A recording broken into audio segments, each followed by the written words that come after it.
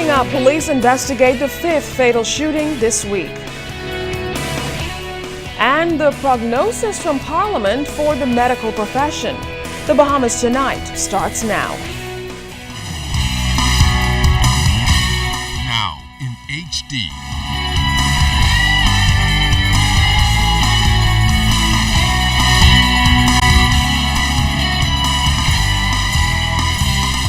ZNS Network presents The Bahamas Tonight. This portion of the news brought to you by BTC Every Day.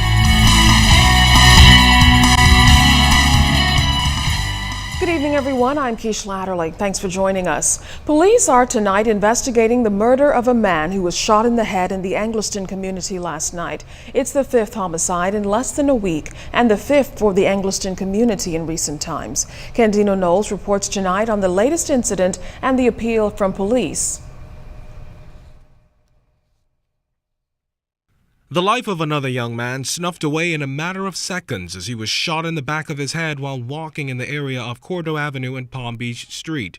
Assistant Commissioner Anthony Ferguson tells ZNS News that it was shortly before 9 o'clock Friday night when two men, one of whom was armed with a handgun, went up to the victim and shot him. The culprits, we are told, fled the scene on foot, the victim pronounced dead on the scene. Our preliminary investigation suggests that two males were seen running from the area where the body was found. And as those two males were running onto Palm Beach Street South, there were two persons passing in the area who these males also discharged gunshots after. Up to airtime, we were unable to confirm the identity or age of the victim, but officers say they are following some leads in the case. This latest incident makes the fifth of its kind in less than a week. In fact, officers began the week probing the murder of 29-year-old Tyrone Benaby, who was shot on Jacaranda Street, Pinewood Gardens around 11 o'clock Tuesday night. Hours later, 24-year-old Ronaldo Brainin of Toot Shop Corner was shot while on Dunmore Street around noon on Wednesday. The bloodshed continued with two murders on Thursday when a 20-year-old man was shot while walking through Wilson Track just after midnight, and another man, aged 41, was gunned down while walking with a female friend along Charles Vincent Street around 10 p.m. The incidents that took place in this Angliston area and the immediate area over the last couple of weeks, there were some 5 killings in this area. And I'm certain that there are persons in the communities who have information. This is our community, and in order to make this community safe, persons with the information need to come forward. Now, the police force has given the assurance that it will be relentless in its pursuit of perpetrators of crime with the enforcement of saturation patrols, and that all too familiar appeal was made once again to members of the community to come together to help curb this crime wave that's had a seemingly hazardous grip on our community. Candino Knowles, ZNS Network News. 3 other shooting incidents last night have left 2 women and 3 men nursing wounds in hospital. In the first incident, which we're told happened around 9:30 last night, police say a man was sitting in his vehicle on Minnie Street and Moore Avenue when a man ordered him out of his vehicle and shot him to the right thigh. Police say the suspect fled on foot. The victim was taken to hospital where he's said to be in stable condition. About an hour later, police say 2 women and a man were standing by a vehicle on Plantall Street when they were shot. Police say the male victim was shot once in the knee and the woman was shot in the hip area. Police say the other female victim was shot multiple times about the body. She remains in critical condition while the other 2 are said to be stable. In the third incident, around 1 o'clock this morning, police say a man was standing in front of a building on Soldier Road when he was shot to the abdomen and forearm. No word on the circumstances of this particular incident just yet, but we're told the victim is in serious condition in hospital. In other news, 2 American women are in police custody this evening after they were arrested for drug possession. The 27 and 28-year-olds of Massachusetts were taken into custody by officers from the Tourism Police Unit. Acting on information, the officers reportedly went on board a cruise ship docked at the Prince George Wharf when they arrested the female tourist who had a quantity of marijuana in her possession. The women will appear in court early next week to be formally charged.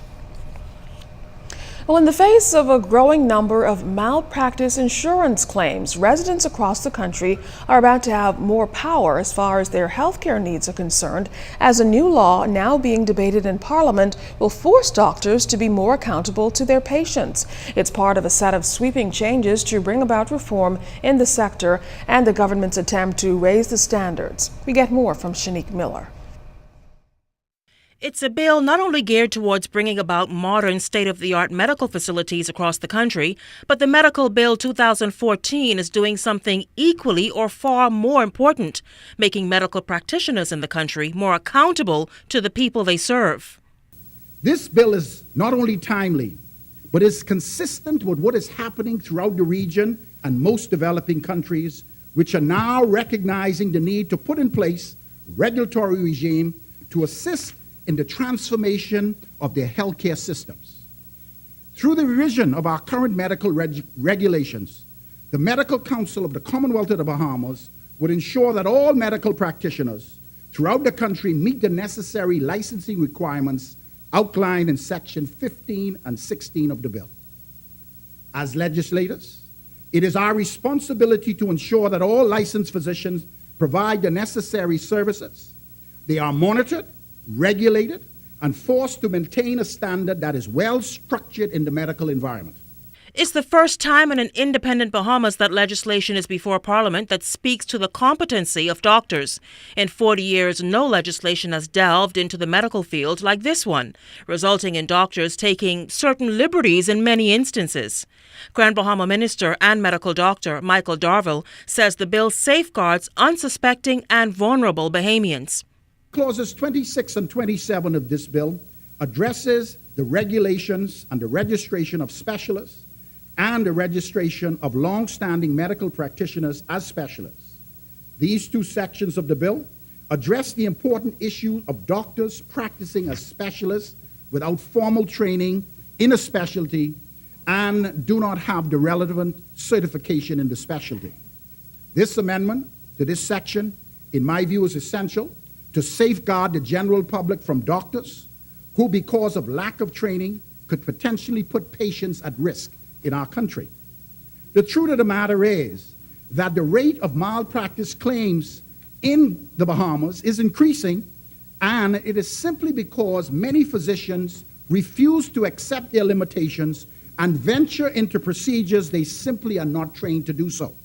Moving forward, Dr. Darville urged the Medical Council to make way for foreign medical professionals, as their expertise can only drive the medical tourism product and bring about a necessary transfer of knowledge that would empower local physicians.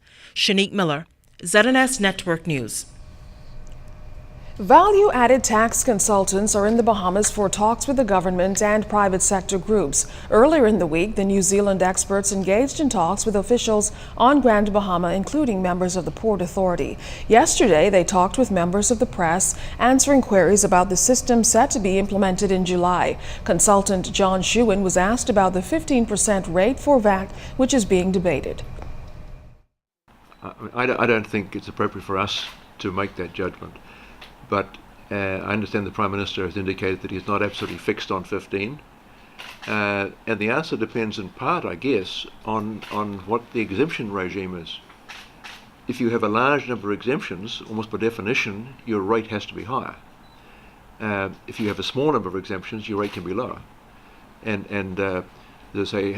we found that a one rate, no exemptions framework worked extremely well. But what the government here will decide is really up to them. The hot-button VAT conversation also centers largely around alternative taxation methods like payroll tax. Here's consultant Don Brash with the comparison. Is clearly an alternative to VAT. I mentioned that I was involved in a government committee in New Zealand 3 or 4 years ago that examined other options for reform, and in that context we looked at a payroll tax.